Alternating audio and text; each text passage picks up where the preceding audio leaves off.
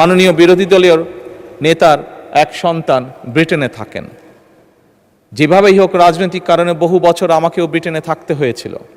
আমি দেখেছি সেই দেশের স্কুলগুলি কেমন। যখন স্কুলগুলো দেখতাম, সেই দেশের স্কুলের বাচ্চাদেরকে দেখতাম, এই বাংলাদেশের একজন নাগরিক হিসাবে রাজনীতির সাথে জড়িত আছি বলেই খুব স্বাভাবিকভাবেই মনে হতো, আহা, আমার দেশের স্কুলগুলো কেন এমন হতে পারে না।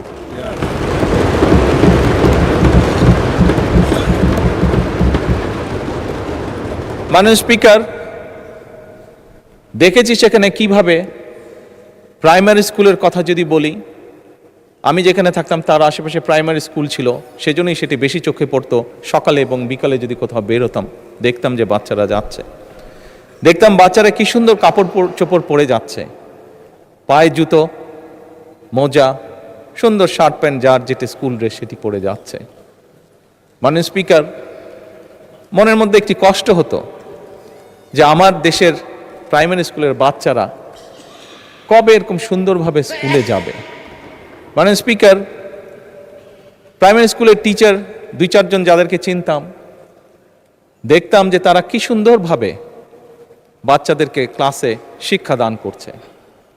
মাননীয় স্পিকার, আজকে এই সংসদকে আল্লাহ রাব্বুল আলামিন রহমত করেছেন এবং সে কারণেই মাননীয় স্পিকার আমাদের পক্ষে সিদ্ধান্ত নেওয়া সম্ভব হয়েছে।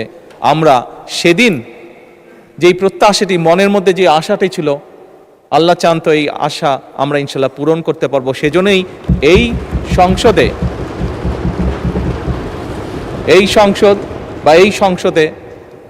মাধ্যমে যে সরকার গঠিত হয়েছে, মাননীয় স্পিকার, এই সরকার সিদ্ধান্ত গ্রহণ করেছে এবং কাজও শুরু করেছে।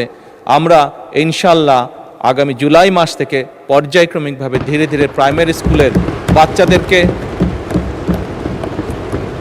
স্কুল ব্যাগ দিব, পর্যায়ক্রমিকভাবে বাচ্চাদের আমরা স্কুল ড্রেস দিব এবং পর্যায়ক্রমিকভাবে মাননীয় স্পিকার আমরা বাচ্চাদেরকে জুতার ব্যবস্থা ইনশাল্লাহ করব।